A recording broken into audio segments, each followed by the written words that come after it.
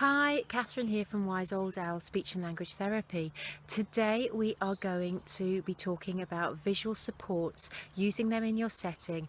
I'm going to give you 3 ideas as to how to use them, and we're also going to problem solve around using them a little bit too. Now, last weekend my husband and I went to a choir recital.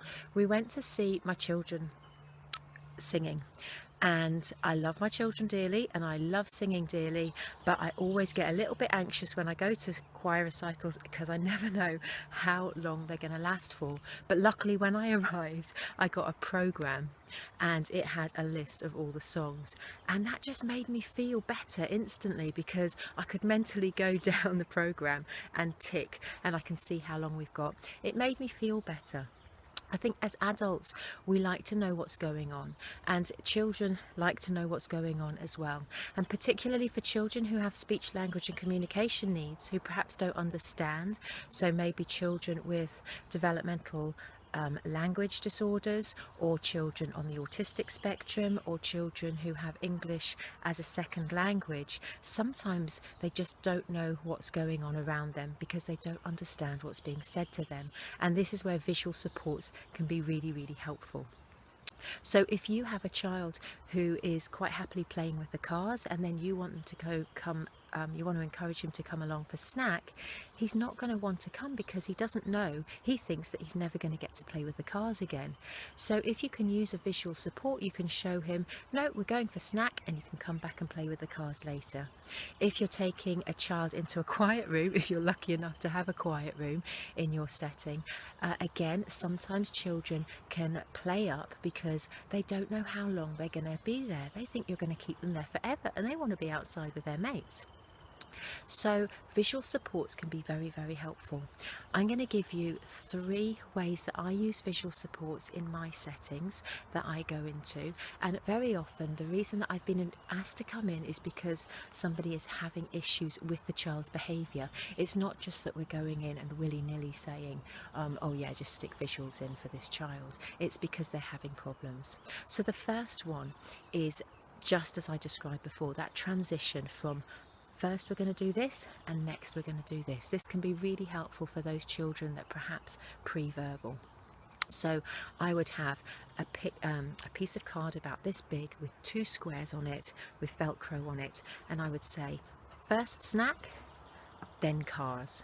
And I would use that language very simply, because if I say something like, you can get to play with the cars again, Jack, but first of all you have to come for snack, come on, we're going to go and wash your hands, then all hell's going to break loose because little Jack just hears the word cars. So that can be really helpful.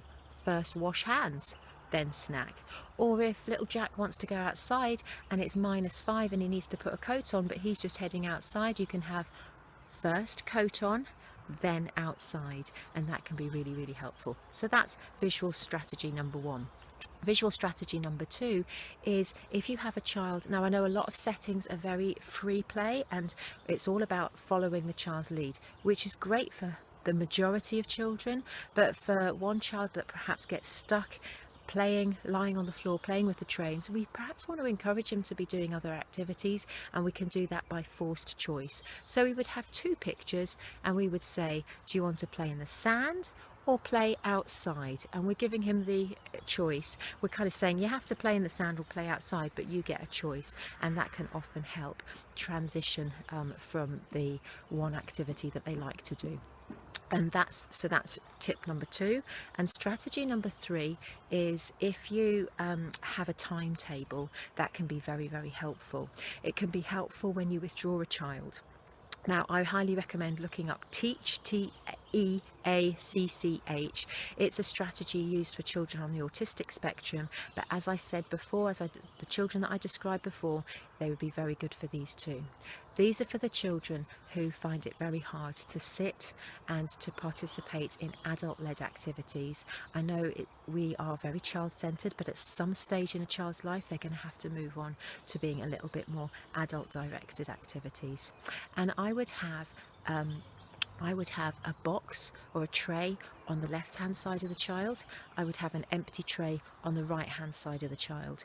The tray on the left would have 3 activities, for example, the pegs pegboard, you might only have 3 pegs to begin with. They do the activity and then it's finished. You might then have line marking, and they might only have to do a couple of marks. They get it out of their tray, they do the activity, finished. And then they might have an inset puzzle to begin with. You might only have 2 pieces. You do the puzzle, you bring it in, you do the 2-piece puzzle, and finished. As the child gets used to the fact that they can see what they have to complete and they can see themselves completing, they will be able to sit for longer and longer. And you may want to have a treat at the end, which is like, I don't know, maybe a reward that they really like an iPad, so that they then get to see that when they do 1, 2, 3, they'll get the iPad.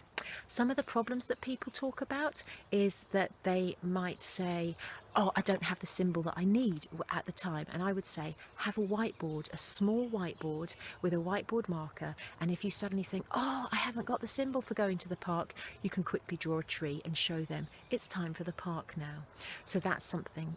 The other thing people say is, I don't have time to make all the symbols, but what I'd say is just spending a short time making those symbols in the short term. You can then keep them for subsequent children. They don't have to be for one child. In fact, you can have a sort of general timetable for all children, so that the children aren't standing out. Third problem that sometimes comes up is that we say our centre is very child-led, we don't have a timetable. Well, sometimes that's the reason that we've been asked to come in, is some children can't cope with not knowing what's going on, and the visual timetable can give them some kind of structure to their day so that they can access the curriculum, access playing. So I hope you found these tips helpful. Please head on over to my Facebook page and comment on whether you've used visual supports and how successful they've been in your setting.